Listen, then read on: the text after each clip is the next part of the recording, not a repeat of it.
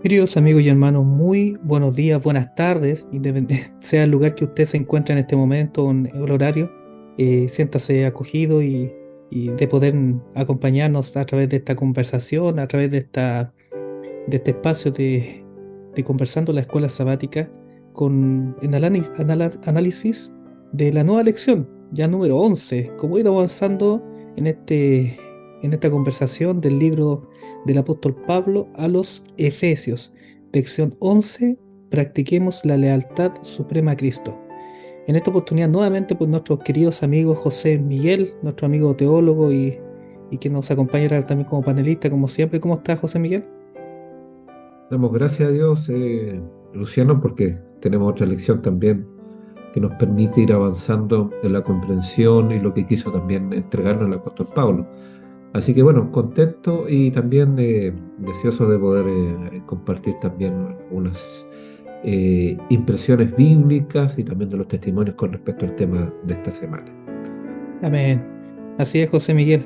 También nos acompaña nuestro querido amigo Daniel. ¿Cómo estás tú? Muy bien, Luciano, muchas gracias también. Saludos a todos y también contento porque ya el folleto va terminando. Estamos ya en las lecciones finales, acercándonos también al final de este libro de Efesios que ha sido realmente muy instructivo, muy productivo para nosotros, porque nos permite obviamente una comprensión eh, bastante especial de lo que en este caso el apóstol Pablo tenía para Efesios, pero también para nosotros, y en realidad ha sido una experiencia bien bonita. Así es, Daniel. Gracias por tus palabras, por tu saludo. Y bueno, estamos en condiciones para comenzar esta nueva sesión de Conversando la Escuela Sabática. Y por supuesto, para comenzar de la mejor forma, vamos a pedir a nuestro amigo José Miguel. Nos puede dirigir la primera oración para comenzar. Vamos a orar. Nuestro Padre que estás en los cielos, agradecemos la ocasión de avanzar con este estudio, de encontrarnos otra vez para repasar la lección de la escuela sabática y particularmente con el tema de esta semana que siempre es un desafío porque tiene que ver con nuestra manera no solamente de accionar, de orar, sino de reaccionar, Señor, frente a tantas situaciones y mostrar que verdaderamente estamos viviendo en vida nueva. Padre, permanece con nosotros y dirige esta lección y llévanos a toda verdad según la dirección de tu Santo Espíritu. Esto lo rogamos en el nombre precioso de nuestro amado Señor Jesucristo. Amén. Amén. Amén. Amén. Bueno, ustedes saben que indudablemente la vida en Cristo cambia radicalmente nuestra forma de ver, nuestra forma de pensar, nuestra forma de actuar, porque hay un cambio radical en la vida. Y el apóstol Pablo en esta oportunidad utiliza el concepto de esclavitud para entregar aquí, ¿no es cierto?, un mensaje especial con respecto a las relaciones. Pero nos gustaría ir un poquito más allá, porque para ayudar a los creyentes a describir dónde, querámoslo o no, estamos viviendo permanentemente en un tipo de esclavitud, ¿correcto? Somos, por un lado, esclavos de Satanás o somos siervos de Cristo, en donde la esclavitud de Satanás es comparada con una prisión, mientras que la esclavitud de Cristo es comparada con la verdadera libertad, ¿correcto? Entonces, aquí José Miguel me gustaría que podamos desarrollar este concepto, esta idea de lo que es la esclavitud, en específico la esclavitud del pecado en comparación a entrar en novedad de vida en Cristo, porque en el mundo cristiano existe la idea de que los seres humanos nacen separados de Dios y esclavos del pecado. Entonces la pregunta ¿es esto cierto? ¿Cuáles serían las implicancias de aceptar esta premisa y de qué manera las personas son esclavizadas por el pecado y cuál es la realidad del creyente con relación al pecado cuando está en Cristo? Y finalmente, ¿se puede ser un verdadero cristiano y al mismo tiempo considerarse como esclavo del pecado? Bueno, hay varias preguntas implicadas. Obviamente por tiempo y espacio no podemos abordarlas todas en detalle, pero sí mencionar en primer lugar a la luz de la Escritura y también lo podemos corroborar con algunas declaraciones de los testimonios. El pecado no es una necesidad, no es algo necesario bajo ningún punto de vista, no tiene que ver por lo tanto con algo de la naturaleza misma, ¿no? No es parte de nuestro ADN, como algunos por ahí lo han entendido, o intentan justamente justificar esa idea, ¿no? O naturalizarlo dentro de un plano para aquellos que creen en la inmortalidad del alma, que es la mayoría de las corrientes cristianas, colocarlo dentro como algo parte de ya establecido, ¿no? Establecido y ya por defecto venir en un estado de depravación que hace imposible tomar otra dirección que no sea pecar. Ese obviamente no está, digamos, en consonancia con las declaraciones de la Escritura. De hecho, si encontramos la definición de pecado, porque en realidad lo define así, en 1 Juan capítulo 3 4 dice claramente que todo pecado es anomía, ¿no? En el griego es transgresión de la ley, toda jamartía. Hay dos términos clave ahí, ¿no? Jamartía, que es el término que más se usa en el Nuevo Testamento con respecto a pecado, lo iguala, lo equipara, digamos, con anomía, que es un término de pecado que se usa directamente con lo que es la transgresión de la ley de Dios. Y ya cuando hablamos de transgresión, hablamos justamente del ejercicio de la voluntad misma. Entonces es la voluntad la que obra. Y la voluntad, si está viva, estamos hablando en un contexto post-pecado, porque son declaraciones después de la caída. O sea, aún en el contexto de pecado, el ser humano no ha perdido lo que es la voluntad. Acá hay algunas declaraciones que quisiera compartir con ustedes, ¿no? Del espíritu de profecía. Está acá en uno de ellos en Mente, Carácter y Personalidad, el tomo 2, página 712. Dice, la voluntad es el poder que gobierna la naturaleza humana, sometiendo todas las otras facultades a su dominio.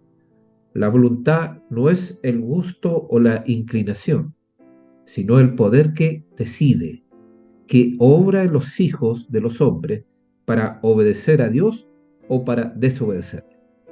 El tentado necesita comprender la verdadera fuerza de la voluntad. Ella es el poder gobernante de la naturaleza del hombre, la facultad de decidir y elegir. Todo depende de la acción correcta de la voluntad.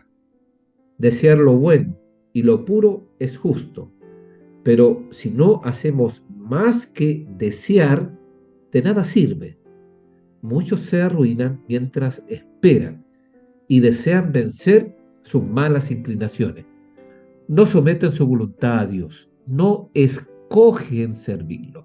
Claramente acá, digamos, está el concurso humano en el tema justamente de si somos esclavos o no esclavos del pecado. Ninguno es esclavo del pecado por naturaleza, sino por decisión claramente. Es producto de la elección, obviamente. Y nuestra ruina no tiene que ver por culpa de Adán y Eva, tiene que ver justamente con nosotros mismos. También hay otra cita de los testimonios, dice, si el pecado dependiera de Adán, obviamente nuestra condición sería mejor. Pero ella dice, ha habido sucesiones de caída. O sea, no es la decisión de Adán la que nos ha traído la ruina necesariamente, son las decisiones posteriores que los seres humanos han hecho, digamos, con respecto a la ley de Dios, y han decidido quebrantarla, transgredirla, y eso inevitablemente ha llevado a ser esclavo de Satanás y esclavo del pecado. Entonces, esclavo del pecado es ser esclavo de la transgresión.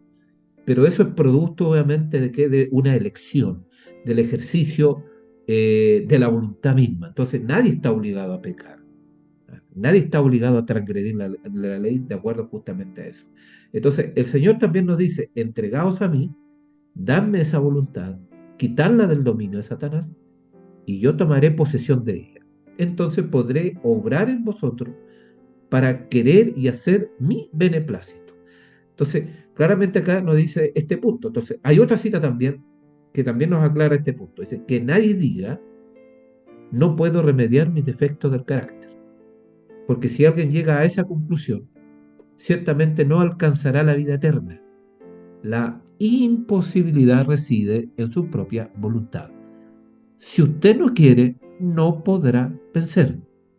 La verdadera dificultad proviene de la corrupción de los corazones no santificados. Entonces, es no buscar la santidad la que nos lleva a la corrupción y a la depravación moral. No es que vengamos por defecto, sino nuestras decisiones nos llevan justamente a esa corrupción moral.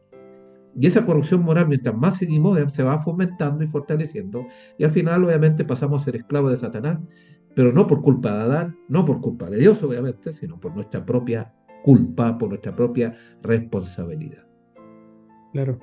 Oye, muy, muy claro lo que nos presenta José Miguel. Le agradecemos bastante esa explicación y esos textos iluminadores que nos hablan con respecto a la responsabilidad moral. ¿Por qué es tan moralmente grave el tema del pecado? Si fuera por un tema como exponía José Miguel, ¿cierto? De que lo que apela, ¿no es cierto?, a la tradición cristiana en general de venir de fábrica, como se puede decir coloquialmente, entonces ahí no radicaría un problema moral real.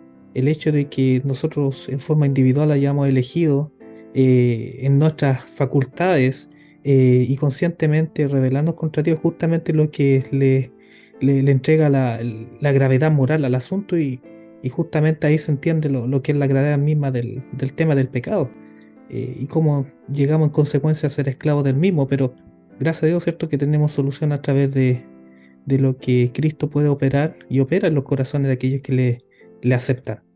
Pero siguiendo con el tema de la esclavitud, nosotros vemos que en las escrituras, como se evidencia naturalmente y también en términos históricos, la esclavitud es un vejamen que ha perdurado durante gran parte de la historia de la humanidad.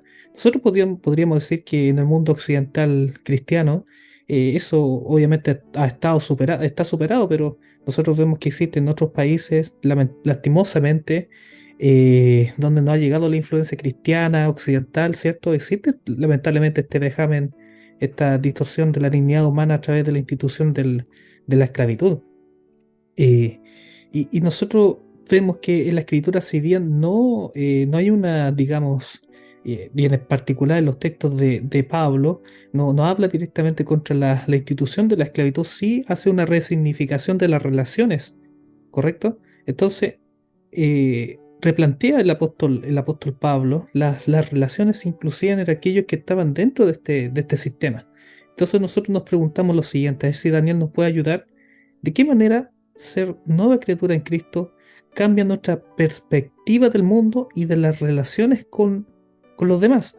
Porque nosotros vemos que existe generalmente esta mala interpretación de la escritura como que el contexto está dado dentro de un marco extemporáneo, cuando en Mm. realidad lo que vemos nosotros es que es tremendamente vigente los principios que nosotros vemos en la escritura con respecto a nuestra realidad actual inclusive. ¿Qué podemos ver de Así es. eso, Daniel?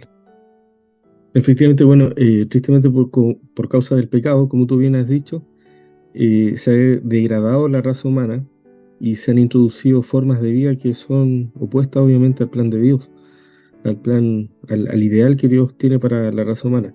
La esclavitud, por supuesto, es una de estas manifestaciones culturales opuestas al carácter de Dios, al plan de Dios.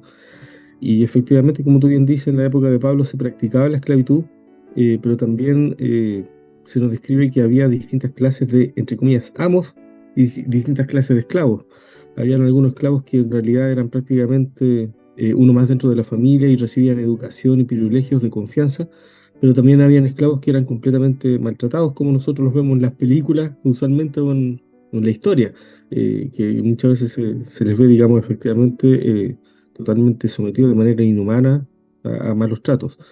Eh, Ahora, tristemente, como tú bien dices, hasta el día de hoy sigue ocurriendo la esclavitud en algunos países y lugares, y en nuestra sociedad, incluso supuestamente más avanzada, en realidad también hablamos de ciertos tipos de abusos, hablamos quizás de otro tipo de relaciones laborales reguladas por ley, y pensamos que todo está bien porque hay, justamente porque hay un sistema legal, hay más educación, más instancias a las que acudir cuando se producen los abusos, hay libertad de contratación, etcétera.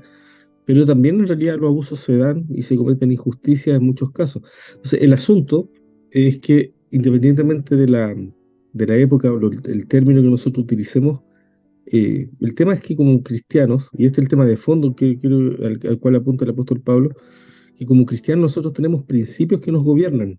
Y sea cual sea la posición en la que nos encontremos, nosotros tenemos que ser capaces de vivir de acuerdo con estos principios. Estos principios, que son los principios del cristianismo, el principio del reino de Dios, vienen ilustrados dentro del discurso de Pablo en el libro de Efesios, yo diría más fuertemente desde el capítulo 5 que leímos anteriormente en las lecciones pasadas. De hecho, si nosotros recordamos los versículos 1 o 2, dice, sed pues imitadores de Dios como hijos amados. Imitar a Dios, imitar a Cristo. Vemos que la conducta que Cristo tuvo siempre fue en todo momento de un tierno amor y tierna compasión para con sus semejantes. El versículo 2 dice, y andad en amor como también Cristo nos amó. Indudablemente esto de andar en amor es precisamente uno de los principios que se relaciona con la ley divina. No podemos andar en el amor de Dios a menos que Dios more en nosotros, porque precisamente el principio del cristianismo, la base del cristianismo se basa en el nuevo nacimiento.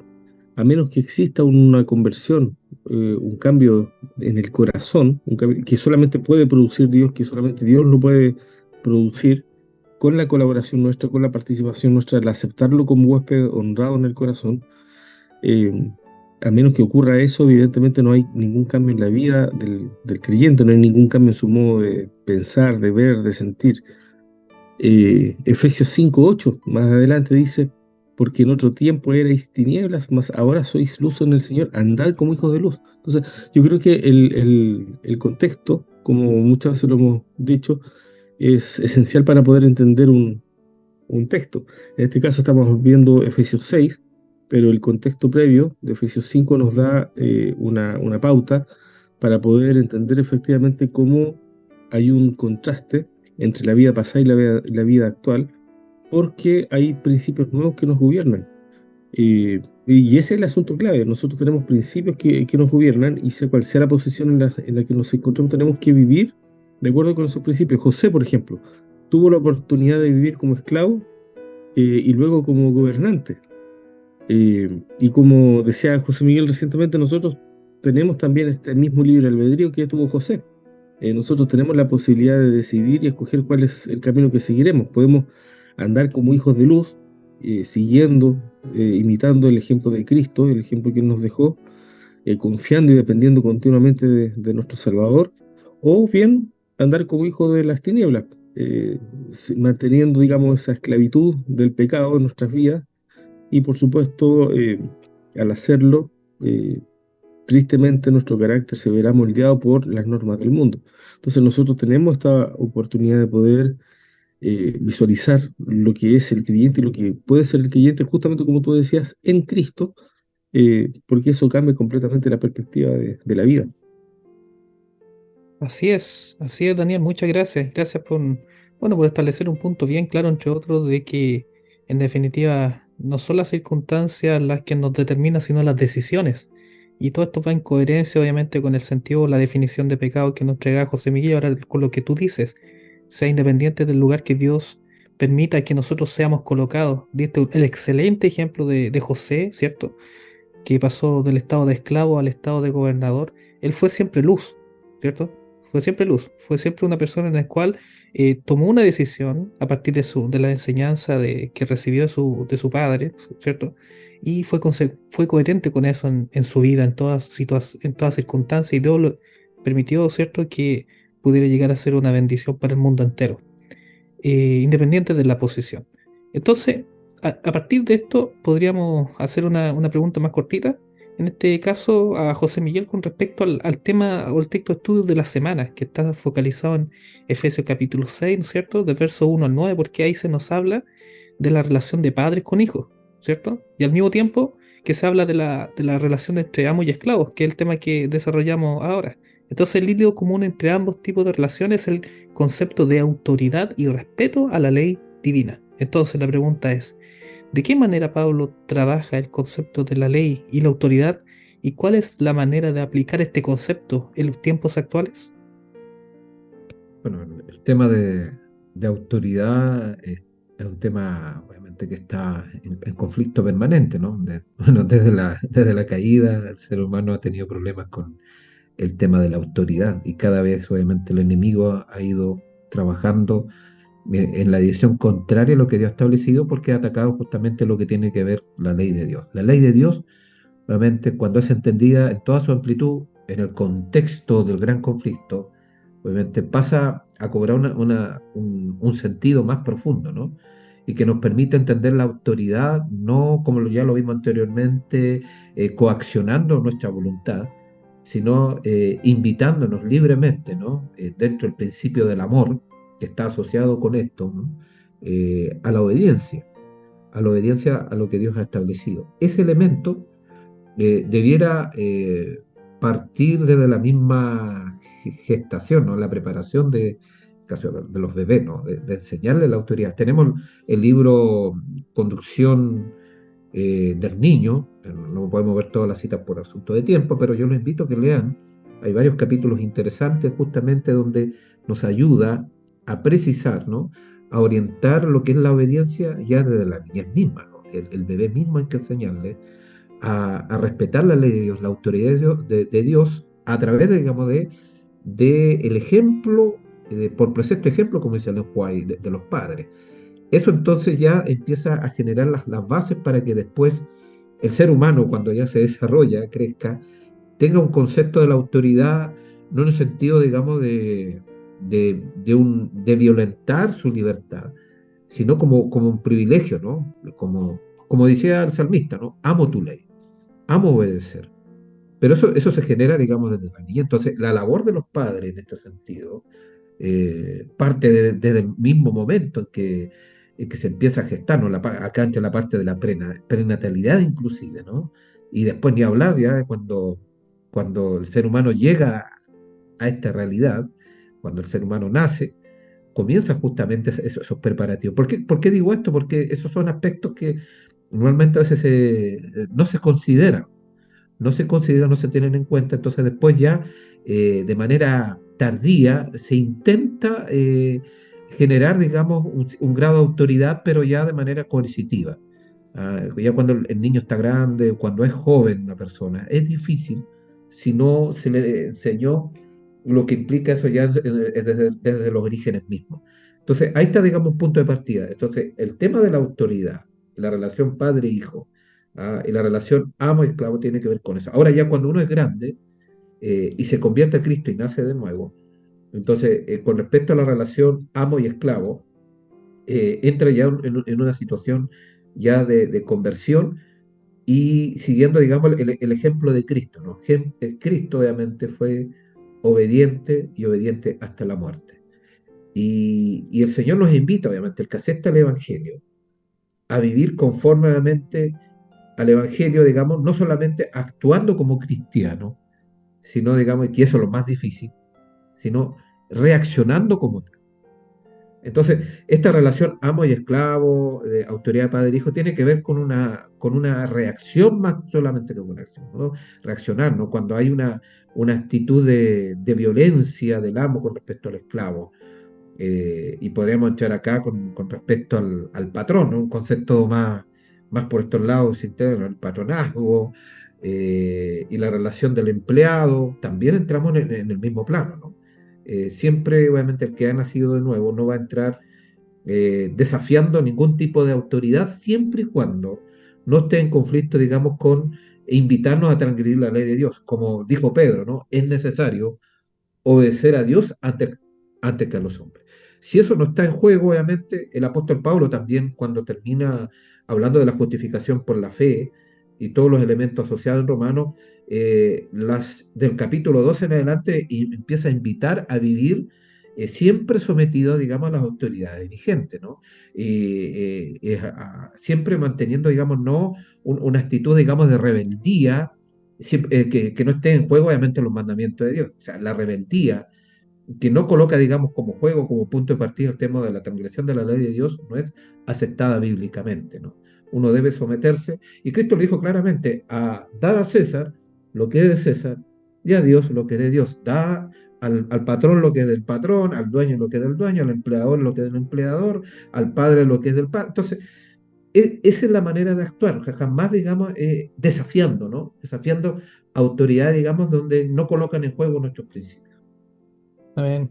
Súper claro. Y yo creo que ahí hablaste bastante bien con respecto también al tema de la importancia de lo que es el núcleo familiar especialmente para los más pequeños, para propiciar justamente esta inserción de valores, digamos, en forma asentada y coherente en la mente de los más chiquititos y que pueda prolongarse durante la vida. En este sentido, me gustaría que podamos desarrollar una última pregunta con Daniel referente a lo mismo. ¿En qué consiste esta responsabilidad cristiana de los padres sobre los hijos, ¿cierto? Y de los hijos sobre los padres. ¿Y de qué manera la herencia familiar influye en la formación del carácter?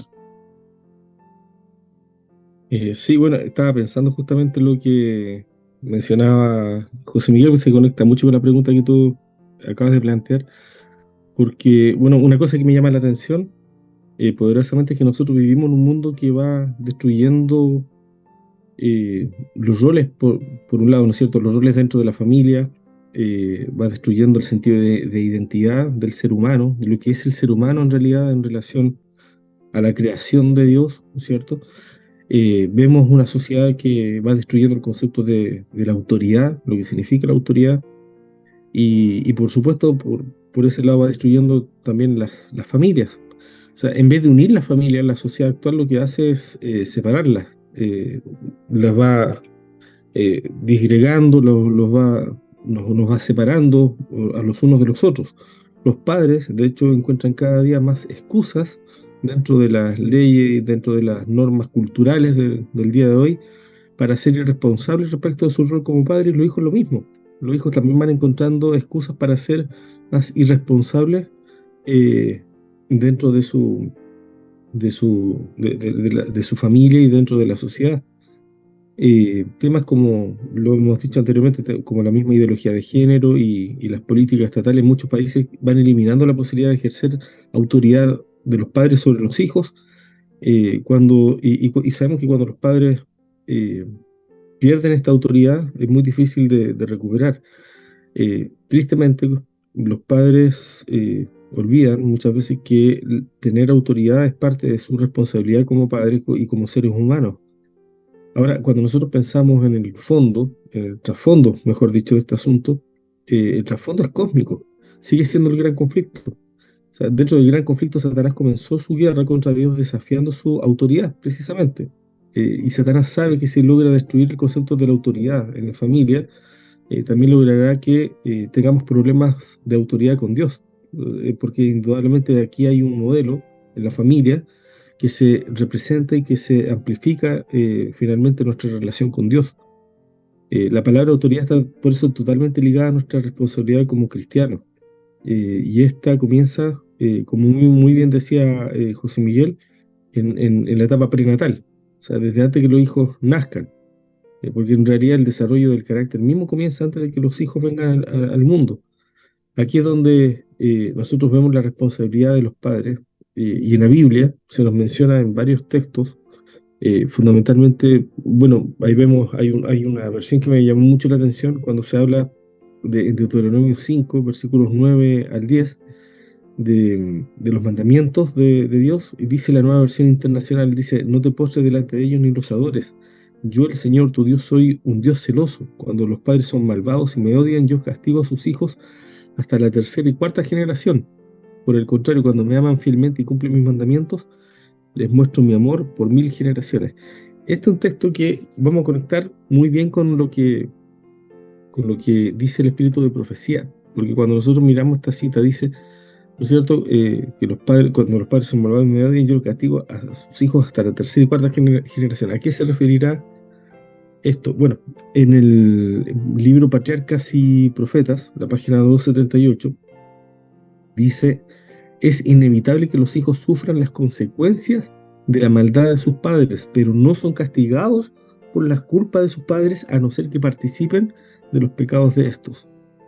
Sin embargo, los hijos siguen los pasos de sus padres. Por la herencia y por el ejemplo, los hijos llegan a ser participantes de los pecados de sus progenitores.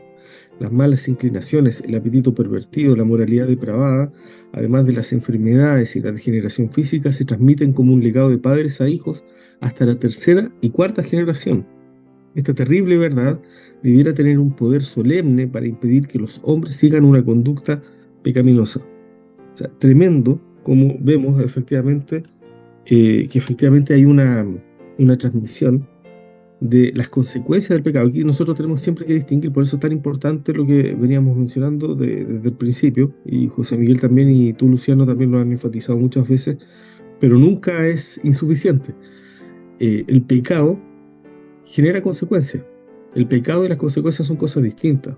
El pecado es transgresión de la ley, y las consecuencias y los efectos del pecado pueden ser de dos naturalezas, o son de dos naturalezas, tienen dos dimensiones, por así decirlo. Por un lado, consecuencias para el propio infractor y consecuencias para el entorno de este infractor, lo que podríamos decir los efectos colaterales del pecado. El pecado de Adán, por ejemplo, el pecado de Adán tuvo un efecto colateral directo sobre la creación misma. Al ser él el primer ser humano creado, evidentemente con su pecado afectó a su descendencia, afectó a la raza humana entera. Y nosotros estamos viviendo obviamente las consecuencias del pecado de Adán. No somos pecadores como él, porque como muy bien decía la cita, nosotros estamos sufriendo las consecuencias del pecado, pero nuestra naturaleza caída no es un castigo por nuestra propia culpa, sino por la culpa de nuestros padres. Nosotros podemos hacernos pecadores, muy bien, como muy bien se decía anteriormente, por hacernos partícipes de los mismos pecados. Cuando nosotros comenzamos nuestra vida de pecado, o comenzamos una vida pecaminosa, indudablemente ya eh, repetimos el patrón que tristemente se viene dando en la raza humana, y llegamos a ser pecadores, llegamos a ser pecadores. Pero la realidad es que nosotros tenemos la posibilidad de poder romper este círculo. Y es ahí donde Dios interviene, y es ahí donde viene la promesa del nuevo nacimiento, que nos ayuda, digamos, a entender cómo podemos salirnos de esta realidad. Ahora, este pecado, las consecuencias, las consecuencias que generan los pecados sobre los hijos, tienen una ley de la herencia que se llama, que afecta y puede afectar hasta la tercera y cuarta generación. Todas las malas inclinaciones, como decía la cita del espíritu de profecía, el apetito pervertido, la moralidad depravada, además de las enfermedades y la degeneración física, se transmiten como un legado de padres a hijos hasta la tercera y cuarta generación. Esto es exactamente lo mismo que señalaba el libro de Deuteronomio, que habíamos visto recién. Pero esto no nos debe hacer olvidar que, a pesar de estas eh, consecuencias, a pesar de estas desventajas, que producto, digamos, de la herencia adquirida que tengamos, eh, nada de eso nos obliga a repetir el mismo patrón, nada de eso nos obliga a pecar. Nosotros tenemos la posibilidad de romper ese círculo, y tenemos la posibilidad como padres también de, de dejarnos asistir por el poder divino, por el poder del Espíritu Santo, para revertir esta situación, y desde antes que nazcan nuestros hijos tener en mente, digamos, este principio tremendo de cómo podemos nosotros transmitir la impronta de un carácter más bondadoso, más generoso, más puro a nuestros hijos, incluso desde antes que ellos nazcan, precisamente por la preparación que Dios requiere de cada uno de nosotros, una preparación que va en nuestro carácter y que también podemos legar a nuestros hijos. Muy, muy claro. Muchas gracias, Daniel, y gracias, José Miguel, por conversar juntos, compartir este momento del comentario del folleto de Escuela Sabática a través de esta lección, en específico de lo que fueron los primeros versículos del capítulo 6 del libro o la epístola del apóstol Pablo a los Efesios, donde nos centramos tanto en el concepto de esclavitud, esclavo, y la relación entre padres y hijos, que muy bien desarrollada finalmente Daniel. Con esto, bueno, podemos decir que pudimos cumplir con poder compartir de esta lección, y para finalizar, por supuesto, de la mejor forma, despidiendo y dándole gracias a Dios por esta oportunidad que nos da de poder conversar de su palabra. Para esto, Daniel, ¿nos puede dirigir, amigo, por favor, en la última Amén. oración ya para despedirnos? Por supuesto, oremos. Padre bondadoso que estás en el cielo y aquí con nosotros, santificado y glorificado sea tu maravilloso nombre. Te agradecemos, Señor, por la hermosa posibilidad que tú nos has dado de poder comentar este folleto, esta lección, esta semana. Y te pedimos, mi Dios, que nos ayudes para poder crecer en tu palabra, en tu conocimiento, en en el conocimiento particularmente de tu ley, de tu carácter, de tu voluntad. Ayúdanos, Señor, para poder vivir como tú quieres, Señor, de acuerdo a los principios del reino, que queremos que sean los que gobiernen nuestra vida, nuestra mente, nuestro corazón. Ayúdanos para poder compartir estas buenas nuevas, este evangelio del poder transformador que hay en tu palabra, para que otros puedan discernir esta misma oportunidad para sus propias vidas.